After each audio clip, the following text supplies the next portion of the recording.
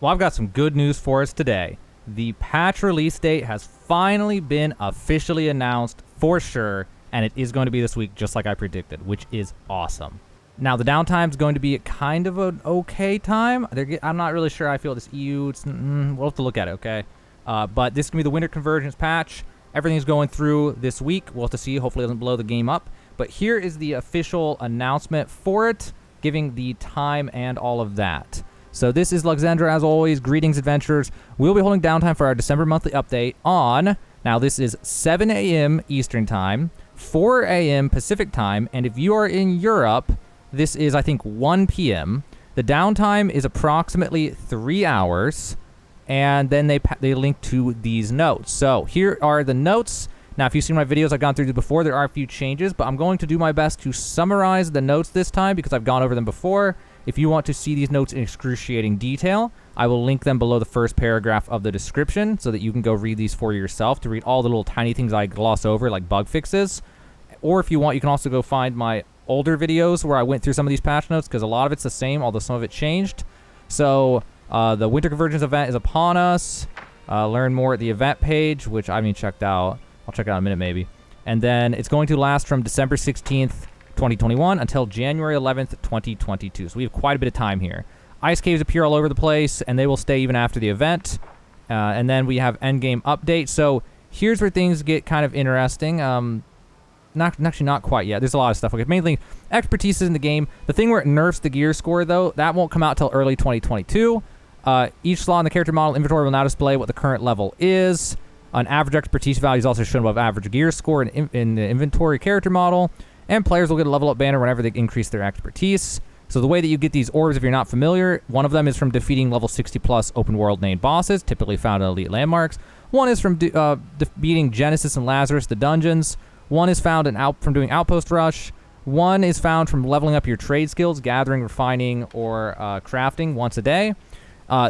This one is found in arenas, and then this one is found in corruption breaches. Then we got Topaz Gypsum. You craft at a tier 5 camp, drink a potion that kill a bunch of level 55 plus enemies, and they will drop Topaz Gypsum for your Topaz Gypsum.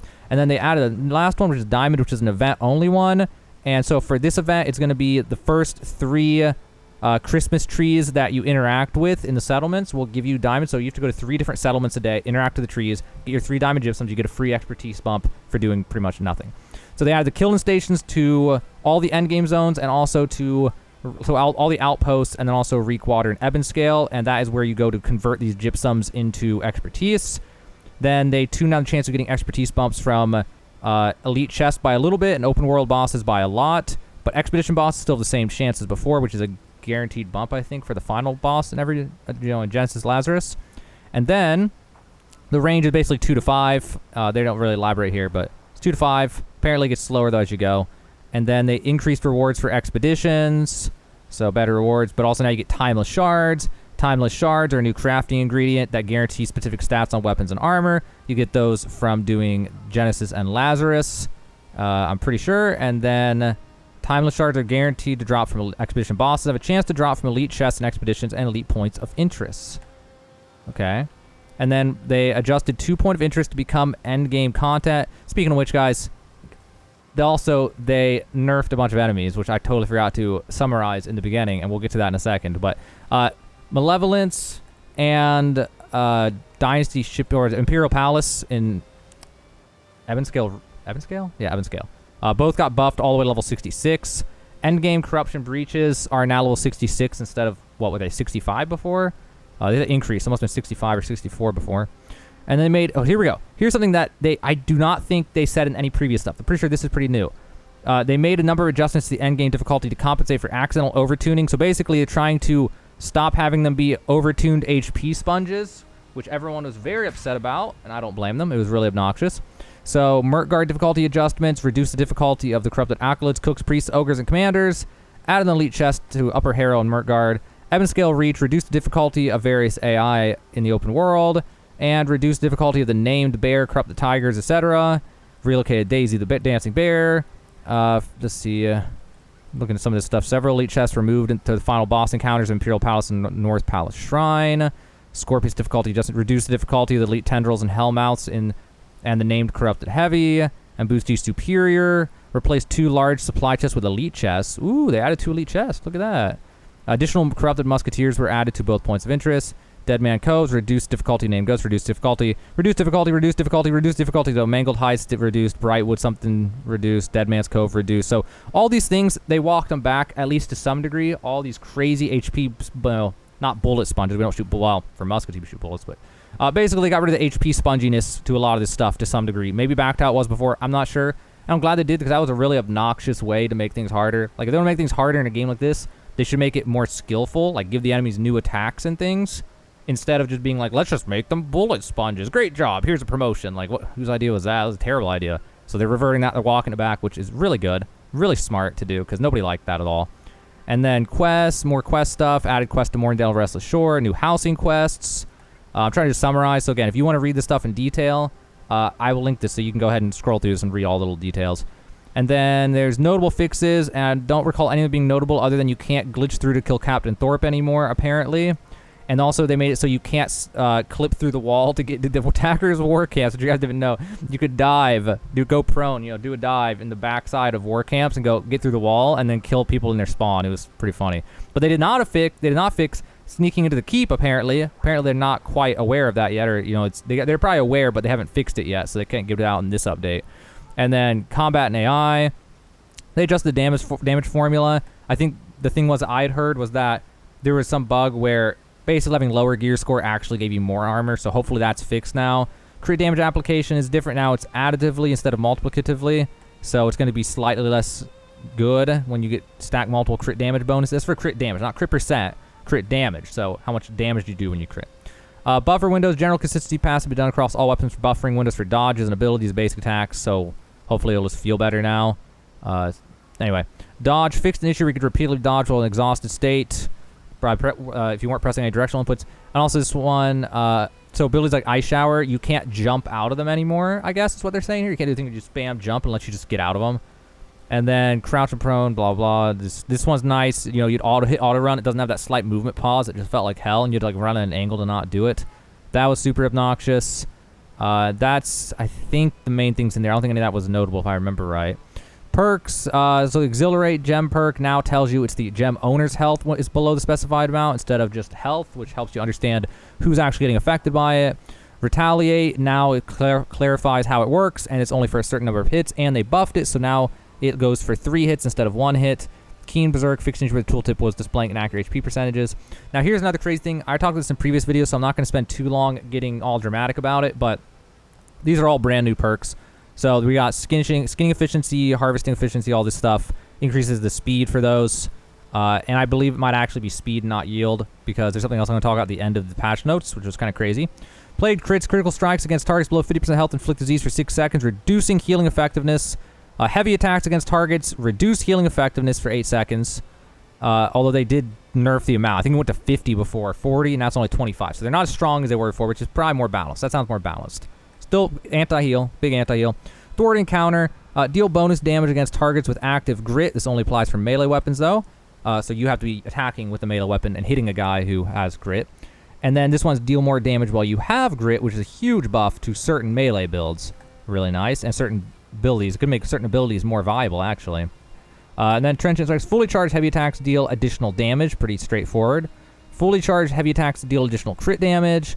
Fully charged attacks apply Rend, which reduces target's absorption for 7 seconds with a 12-second cooldown. Fully charged heavy attacks heal the player for 10 to 30% of the damage dealt. And these ones are you just take less damage from ranged physical light and heavy attacks, or you take less damage from elemental light and heavy attacks. So those are also pretty interesting. It's not as OP as before. They tuned them down a little bit, but they're still pretty darn good perks. We still don't know for sure which ones are going to be on armor, which ones are going to be on weapons, or what. This one says melee weapons only, so it might be on weapons. I don't know. We don't know yet what pieces of gear get these. Even for these, we don't know. So we'll have yet to see on that. Outpost Rush. This is really important. The initial spawn areas now have barriers preventing enemies from entering, which is like a no-brainer. Man, that was obnoxious to an Outpost Rush. And every now and then you get the bad team, and they literally are spawn camping you and just killing you as you respawn. That was stupid. That should not be a thing. Miscellaneous. I don't think any of this really mattered too much. And then we have weapons. Now, oh man, I'm not going to go in detail about this one. I have a whole video about this one, about what got buffed and what didn't get buffed, so I'll try to summarize. Rapier slightly buffed. very slightly. I don't really remember Fire Staff. It wasn't anything too crazy. I think slight buff because this passive works now. Warhammer got nerfed a little bit. Path of Destiny doesn't stun for nearly as long. It cut down to 1/3 of its previous amount. And then Bow, I don't even remember. It got buffed. I don't have the notes anymore. I had notes on what got buffed and what didn't, but I can't remember, guys. Okay, I paused the record to skim for a second. It's overall kind of a nerf because Rain of Arrows can't stack, and then this ability now increases damage after each hit instead of with, which makes it overall do less, but nothing too major. And then fix some bug that would let you do just infinite damage or something with Mark. And then we got Hatchet, recovery time being able to cancel out the first 1 second attack instead of the first. Oh god, hold on. Okay, so aim throw got nerfed a little bit. You can't cancel out of it, as fast as before. And heavy attack recovery time reduced by a tiny bit. Musket mainly just fixed issues, except for that the nerf if you were using that bug, abusing it, Life Staff, nothing really too crazy. Although actually updated description to specify the target must be healed for this was it. Fixed an issue where the healing buff would persist on the caster after leaving the circle. It's actually a nerf for Beacon, but yeah, I don't know. Actually, it's kind of a nerf, but nothing too insane. Nothing too insane. I mean, some people say that's insane, but Ice Gauntlet got a slight buff, mainly to Ice Tomb. Ice Tomb has more health now, and Tune Burst reduces mana cost. The mana cost is cut in half now, so mainly that. And then, I don't see anything else major to that. Sword and Shield, heavy attack, reduced recovery time, so slight buff. Great Axe got nerfed real hard. Base crit damage reduced from 40 to 30. Bloodlust, the speed from Bloodlust got reduced from 30 to 20. Still pretty good, but not OP as OP as before. Reap damage got reduced. Bloodlust actually was 15 meters this whole time, and the thing didn't say it correctly. The tooltip was wrong. Light attacks not fully charged. Heavy attacks reduce the homing range for these attacks, which makes it harder to latch onto people. So Great Axe just saw big nerfs across the board. It's the biggest, huge nerfs compared to everything else.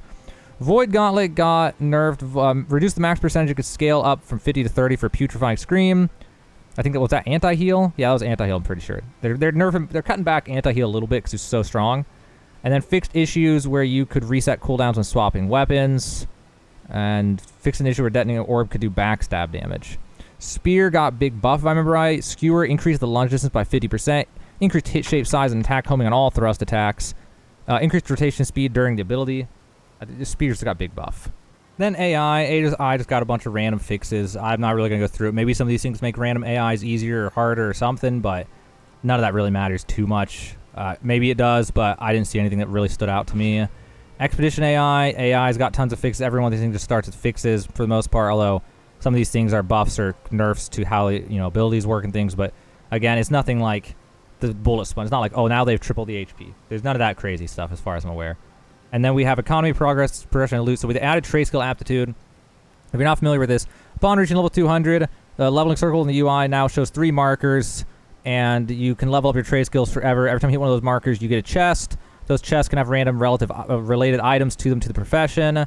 And for certain ones, you can get equipment patterns, which will let you make guarantee 600 gear score items where you get you guarantee a attribute, and you get to use 1 crafting mod for a guaranteed perk, which is really nice. Aptitude uses the same amount of XP every single cycle. The amount of XP used for every skill is different for every skill. So for example, skinning might use 500,000 go full circle, whereas harvesting may use 50,000. I don't know what the final numbers are going to be. That's around where those two specifically were on the PTR, but they may have changed all the numbers. Refining, they added a recipe that allows you to refine 250 of any tier 5 raw item into the legendary mat. You can do it 10 times a day for each one, as far as I'm aware. So 250 orichalcum ore gets turned into 1 tolvium or 1 cinnabar. So that's something everybody can do every day to convert those materials into something more valuable. Orichalcum ingots can now be crafted using platinum as well as star metal. There's a second recipe at the smelter, so you could use platinum ingots instead of star metal to make orichalcum if you want to. Then there's loot. Gash name ring previous light incorrect gem slotted into it. A weapon gem now has an armor gem in it. Added tier 5 amulet ring and earring drops as random rolls with to all level 60 plus content, making it easier to get gear score bumps for those from just killing enemies. And then I think that was the bulk of everything crazy in here. You guys can read through. Maybe there's something important in here. Oh, more feminine armor appearance have been added to the game's world drops. Cool. Crafting. We removed corrupted shards and lowstones as required ingredients to craft arena keys and added 5 runestone. We did this to make arena keys not compete for the same resources as expedition keys. So that's pretty cool. It's a good change. Fishing. The Mad Tom fish now breaks into Mad Tom toxins, which can be used in alchemy. Okay. That item has use now. A number of fishing armor items are now eligible to be bought and sold on the trading post. You guys might know more about that.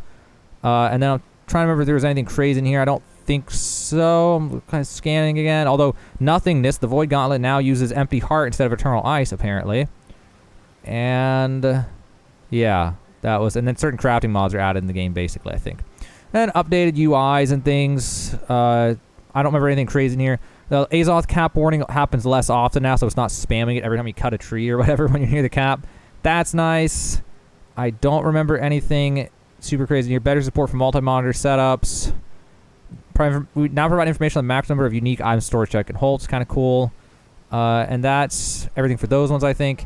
Winter Convergence. Each day, the first 3 interactions with the Tree Light Settlement will grant presents that will also give a lockbox, which gives 100 coins and 1 silver ingot, at least on the PTR. We'll see if they change what was in them or not, though.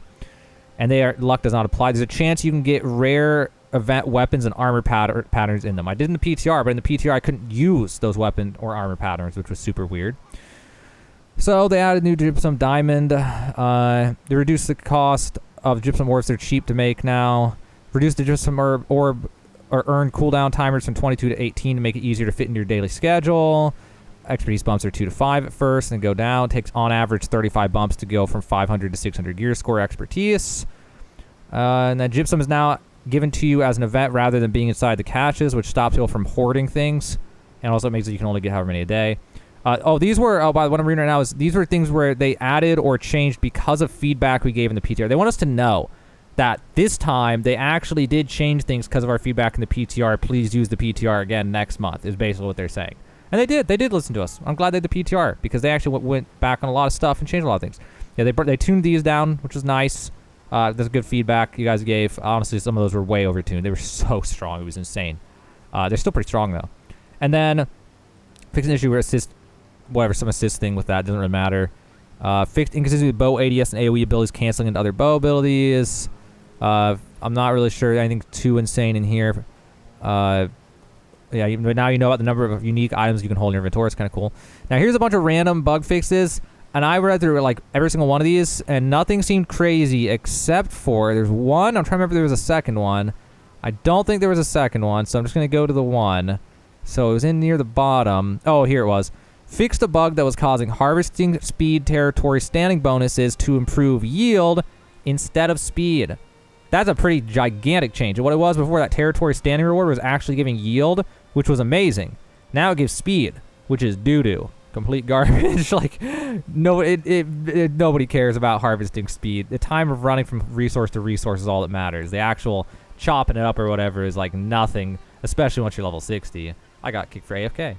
There you have it. I try to summarize as best I can, mainly because my subscribers have seen me talk about all these things already, so it's going to feel kind of redundant. There were a lot of things in there, though, that were brand new changes and new things added since the last announcements that they've had in the past.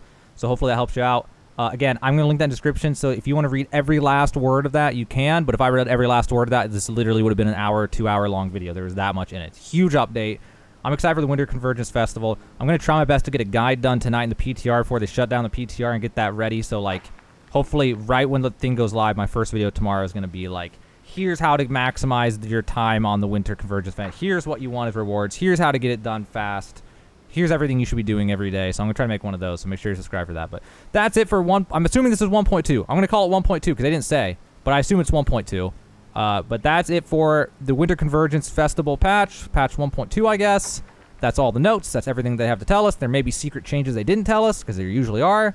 And if anything blows up after this patch, I'll be sure to be one of the first people to let you know. So be sure to be subscribed for that. But that's it. Now you guys know what's going on. It's going to be tomorrow morning or around 1 p.m. if you're in Europe, and that's when it's going to go live. And finally, we can go play the winter event. I'm super excited. I cannot wait to play it.